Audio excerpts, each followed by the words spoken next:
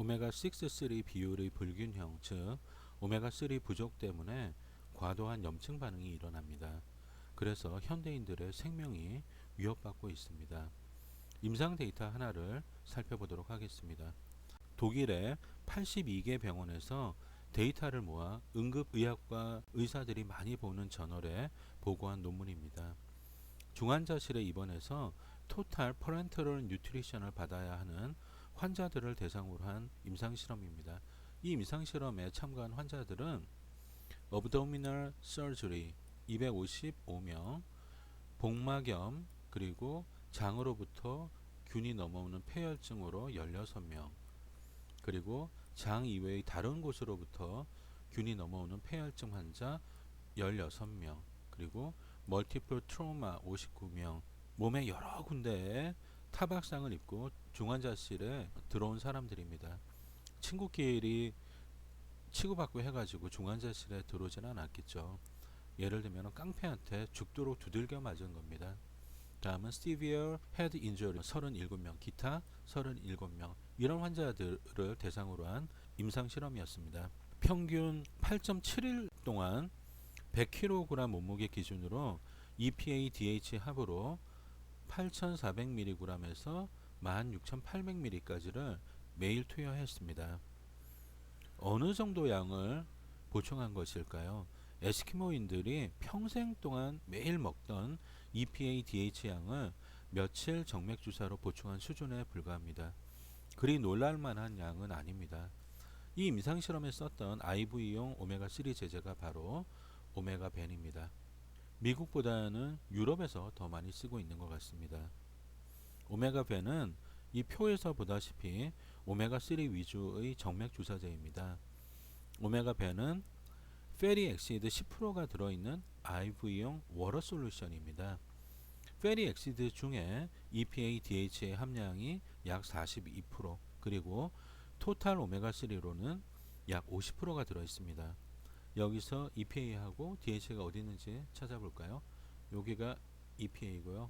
DHA입니다. 표를 보면은 EPA 그리고 DHA가 이렇게 많이 들어있습니다. 즉 오메가벤은 EPA와 DHA 위주의 오메가3 보충제임을 알 수가 있죠. 리포벤이 있는데요. 요거는 컨트롤로 썼습니다. 리포벤은 오랜 기간 동안 써왔던 IV 제제입니다.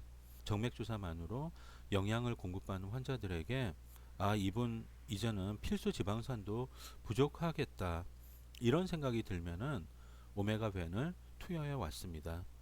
전에 케이스 스터디에서 살펴봤던 콩기름 위주의 정맥주사제와 맥이 닿아 있는 제제로 현재에도 활발하게 쓰고 있습니다. 중환자실에 입원해 있는 대부분의 환자들은 염증 반응, 염증 종결 반응의 두 단계를 거쳐서 중환자실로부터 살아나옵니다. 물론 그 중에는 시체로 나오기도 합니다. 오메가3 그룹과 컨트롤 그룹의 사망률의 차 6.9%는 오메가3 부족 때문에 생긴 것입니다. 앞서 우리 몸에는 인플라메이션 기제가 있는데 이를 폭탄에 비유한 바 있습니다. 이 데이터를 보면은 실감할 수 있으실 겁니다. 중환자에게 오메가3를 보충해 주면은 다음과 같은 결과를 얻었다고 저자들은 주장하고 있습니다. 항생제 처방률을 낮출 수가 있고, 올간 페일러 확률도 낮출 수가 있고, 중환자실 입원 기간도 낮출 수 있다고 주장하고 있습니다. 지금부터 sepsis에 포커스를 맞춰서 생명을 구하는 오메가3의 효능을 살펴보도록 하겠습니다. 역학조사를 하나 살펴볼 텐데요. 2001년도에 발표가 된 겁니다. 미국종 역학조사인데요. 미국에서만 1년에 75만 1000건의 폐혈증이 발생합니다. 이는 1000명당 3건으로 결코 낮은 발병률이 아닙니다. 특히 노인층에게서 발병률이 높았는데요. 85세 이상의 노인에서는 1000명당 26.2건이었습니다. 75만 1000건 중에 21만 5천명이 사망했으니까 사망률이 28.6%입니다. 이 보통 문제가 아니죠. 고 김영삼 대통령님도 폐혈증으로 돌아가신 바가 있습니다. 노르웨이 병원에서 보고한 꽤 오래된 논문을 하나 살펴보도록 하겠습니다. 1989년도에 보고된 건데요. 45명의 메닝고코커스에 의한 폐혈증 환자를 관찰을 했습니다. 병원에 처음 왔을 때 측정한 LPS 시럽 농도와 멀티플 올간 페일러로 인한 사망률 사이에는 엄청나게 높은 상관관계가 있었습니다. 예를 들면 초기 LPS 시럽 농도가 25 미만일 때는 사망률이 제로인데요. 1000이 넘어가면은 86%까지 올라갑니다. LPS는 매크로파지에 결합하는 리셉터가 있습니다. LPS는 매크로파지가 인터루킨 1, 인터루킨 6, TNF-알파와 같은 염증성 사이토카인을 분비케 합니다. 이들 염증성 사이토카인이 간, 신장, 폐 등의 올간 데미지를 야기하고 최악의 경우 사망에까지 이르게 합니다. 염증성 사이토카인은 과도하게 분비되었을 때 생명을 해치기도 하지만은 병원균에 대항하는 나름의 역할을 합니다. 열이 나게 하고 식욕을 떨어뜨리고 활동성을 떨어뜨리는 것도 병원균을 제거하는데 나름의 도움을 줍니다. 혈관을 확장시켜서 염증성 세포들이 조직으로 동원되는 것을 돕고 보채와 항체가 제대로 작동할 수 있도록 환경을 조성해 줍니다. 그러므로 염증성 사이토카인은 양날의 검이라고 할 수가 있습니다. 자, 그러면은 오메가3로 올간 페일러를 막을 수 있을까? 이 질문에 대한 해답을 찾아보도록 하겠습니다. 2007년도 논문을 한번 살펴보도록 하겠습니다. 몸무게 100kg 되는 발런티어에게 오메가벤 500mg을 IV로 주입했습니다. LPS 처치 48시간 전에 한번 하고 24시간 전에 한번 이렇게 두 번을 했습니다.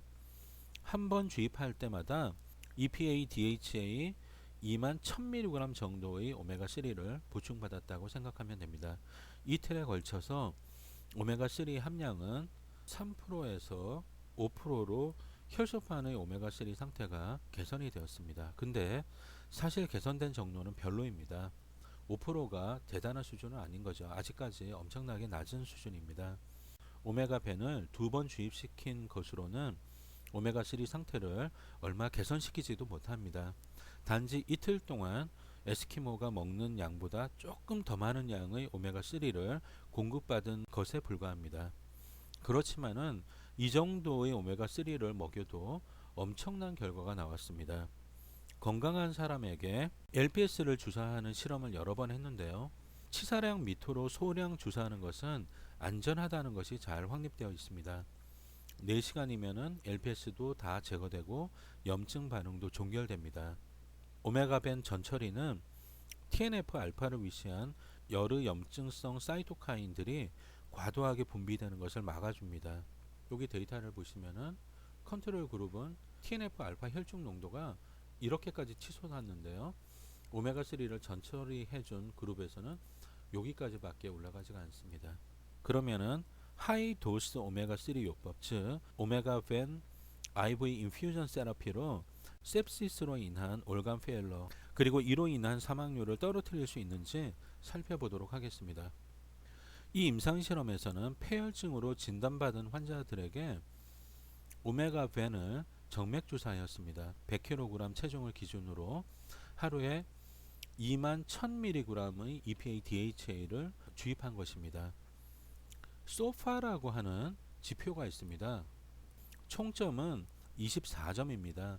빌리루빈 수치, 크레아티닌 수치 등을 종합해서 점수를 매깁니다. 키드니 페일러의 지표로는 크레아티닌 수치를 삼는데요. 5mg/dL 이상이면 최고 점수인 4점을 부여합니다. 여기에 간, 폐, 심혈관계, 뇌 등 주요 장기 점수들을 총 합산해서 소파 스코어를 매깁니다. 이 스코어는 그대로 사망률에 연결되는데요. 예를 들면은 11점 이상이면은 사망률이 95%에 이릅니다. 반면에 9점 이하이면은 사망률은 33% 정도입니다. 임상실험을 시작할 때 이미 환자들의 평균 소파 스코어는 약 7이었습니다. 어느 정도는 올간 데미지가 있는 상태로 임상실험에 들어간 것입니다. 오메가벤은 더 이상 올간 데미지가 진행하는 것을 잘 막아줍니다. 평균 소파 스코어보다 소파 스코어 맥시멈 수치가 중요한데요. 왜냐하면 고개를 들면은 목을 치는 시스템이기 때문에 그렇습니다. 그러니까 소파 스코어가 치솟지 않도록 잘 관리하는 것이 sepsis 환자에게 중요합니다. 그래서 두 그룹 사이의 사망률의 차이도 대단했는데요. 컨트롤 그룹은 30%가 죽었는데 오메가 벤 그룹은 13.3%만이 죽었습니다. 오메가3가 충분한 사람은 예를 들면은 오메가6, 3 섭취 비율이 1대1인 사람, 이런 사람들은 오메가 벤 요법을 쓸 필요도 없을 것입니다. 미리미리 오메가3 상태를 개선시켜 놓아야지 급박한 순간에 힘을 쓰게 됩니다. 예를 들면은 독감, 사스, 메르스 때 사이토카인 스톰으로 수많은 사람들이 죽어왔습니다. 앞으로도 그러할 것입니다. 사이토카인 스톰이라는 의학 용어를 어찌어찌 해서 온 국민이 공부를 하게 되었습니다. 인터루킨 1, 인터루킨 6, 그리고 TNF 알파 같은 염증성 사이토카인의 혈중 농도가 급증해서 다른 장기들도 손상될 수 있겠지만은 주로 펄머너리 올간 페일러로 죽는 게 사이토카인 스톰의 핵심입니다.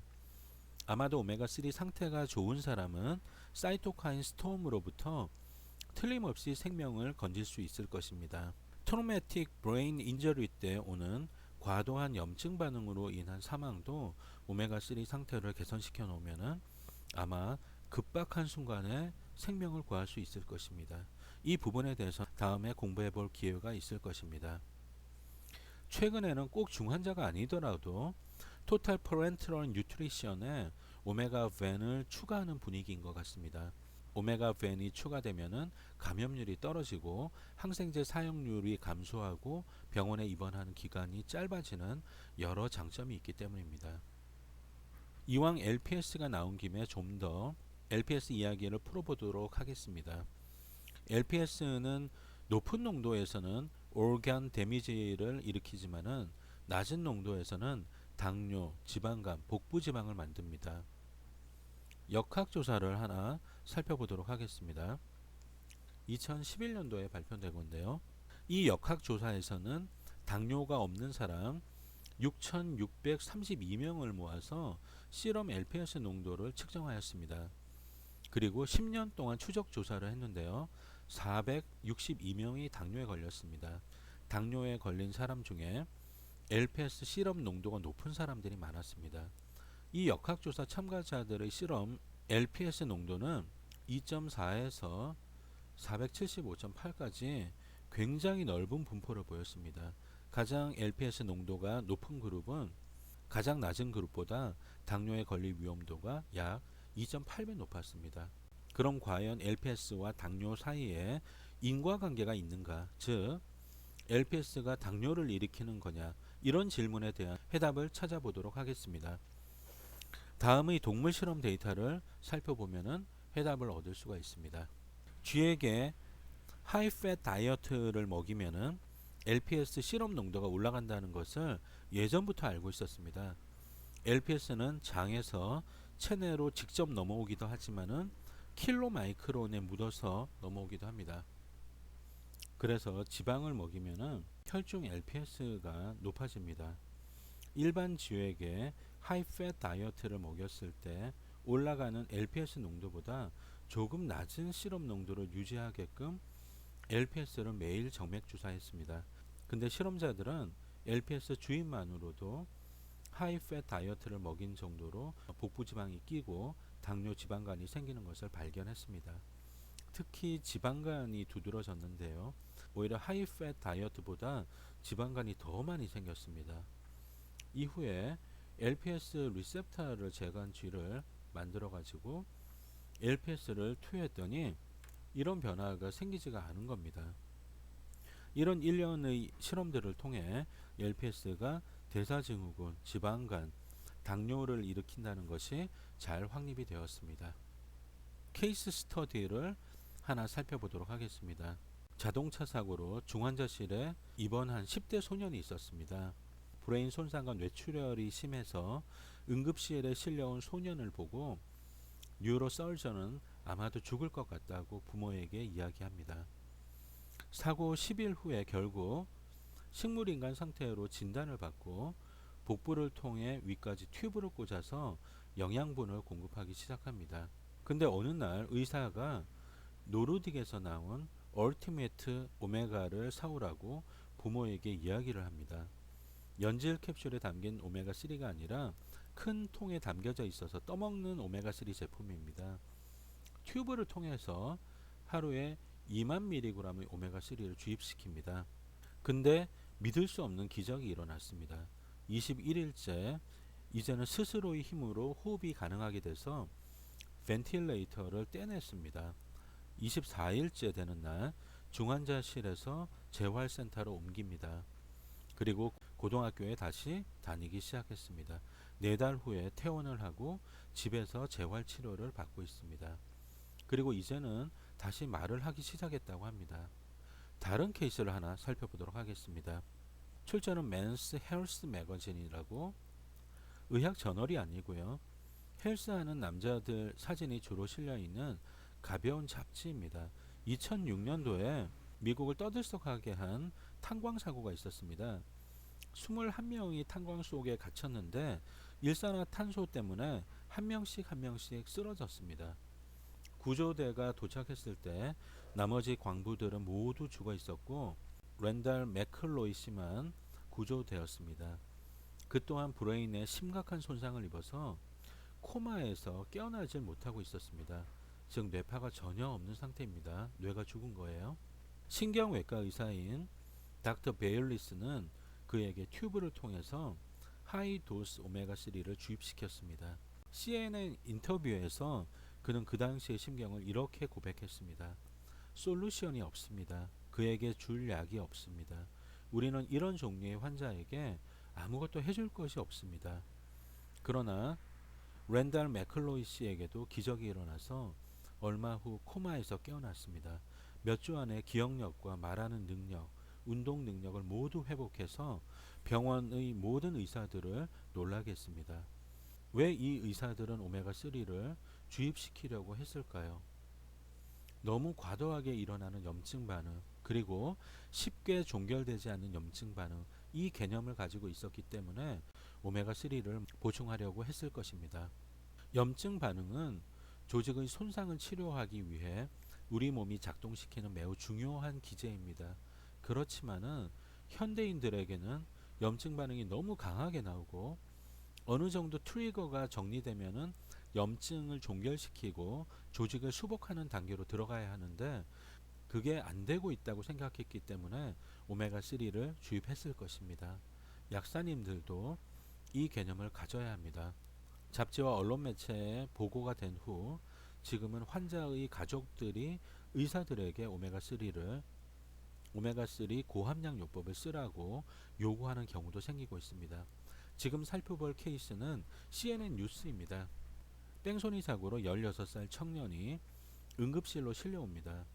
동맥이 끊어지고 두개골이 파열되고 척추 손상에 트로매틱 브레인 인저리를 당합니다. 부모가 병원에 도착했을 때 의사는 아마 오늘 밤을 못 넘길 것 같다고 이야기를 했습니다. How dare you not fight for my son's life?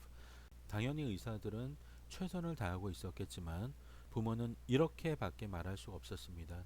의사들에게 어떻게든 해보라고 부탁하고 협박하는 일은 이후에도 계속되었습니다. 셀 수 없는 수술을 받고 몸의 다른 부위는 안정화되었지만 그의 뇌는 깨어나지 않았습니다.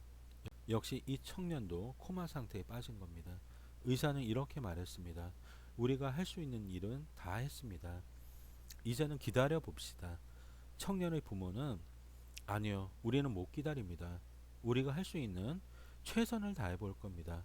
라고 하면서 오메가3 2만 mg을 튜브를 통해 매일 아들에게 공급했습니다. 며칠 후 그는 깨어났고 그의 부모는 아들이 코마에 빠졌다가 다시 코마로부터 회복되는 전 과정을 지켜보는 놀라운 경험을 할 수 있었습니다. CNN 동영상을 보면은 그는 이제 부모와 같이 탁구도 할 수 있을 정도로 많이 회복이 되었습니다. 우연도 계속 누적이 된다면은 그건 우연이 아닌 것입니다. 현재 새롭게 제시되고 있는 오메가3의 새 적응증에 대한 연구를 주도하고 있는 분이 닥터 시어스인데요. 그의 말에 의하면은 지금까지 고용량 오메가3 요법을 통해서 코마에서 빠져나온 케이스가 미국에서만 6건에서 7건이 된다고 합니다.